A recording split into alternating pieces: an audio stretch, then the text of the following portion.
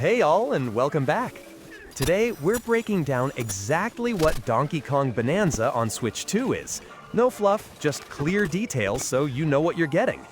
At the end, I'll also share my first impressions and talk about the performance, which is honestly a bit of a strange situation. Donkey Kong Bananza is hard to pin to one genre. It's a mix of 3D action adventure and platformer, where you play as DK, working for a banana mining company, and uncovering a shady corporate plot across 16 huge worlds. What sets it apart? The destruction isn't just a gimmick, it's how you play. Almost everything can break, crack, or collapse, and the game is built around using that freedom to progress however you want. It even affects boss fights. More on that later. Early on, it's simple. You punch through a mountain to grab a banana.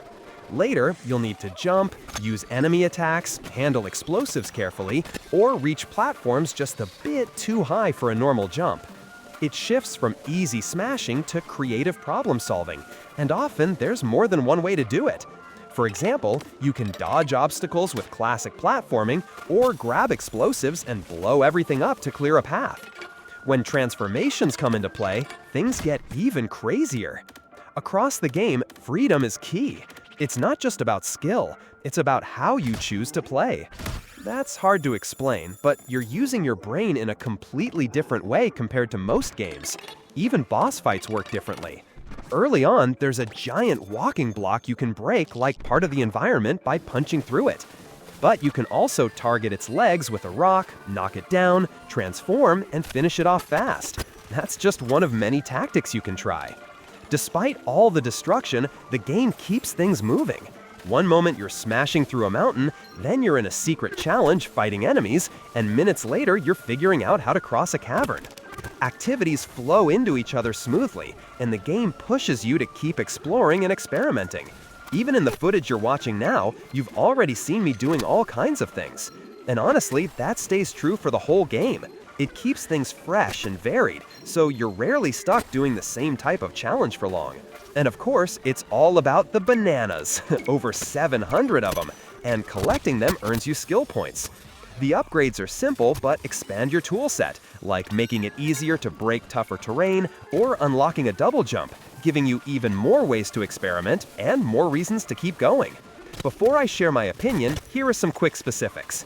Expect about 30 to 35 hours for the main story, but completionists can easily hit double that, with hidden costumes, challenge stages, and a good chunk of post-game content. I've seen reports of people finishing in 18 hours, but I'm guessing they focused only on the main quest. And honestly, that skips what makes the game the most fun. Now, about performance. To be clear, I bought the game myself. I heard from reviews that it's not great, but you won't notice it. My first reaction? It's very bad. You notice it right away. But a few hours later, and just to clarify, I played on launch day with the day 1 patch, a second patch dropped. And now I'd say it's not great, but it's good enough and won't ruin your fun. To wrap up with my own opinion, I've played about 5 hours, and I really like it. The flow is great, and the sense of freedom feels genuinely rewarding. Almost every choice you make feels right, which keeps you going and gives you a nice sense of control. I don't usually play these types of games, but this one really surprised me. If you like games that let you break the rules and find your own solutions, this one's definitely worth a look. If this helped, drop a like or sub. No pressure, but it really helps me keep making these info drops for you.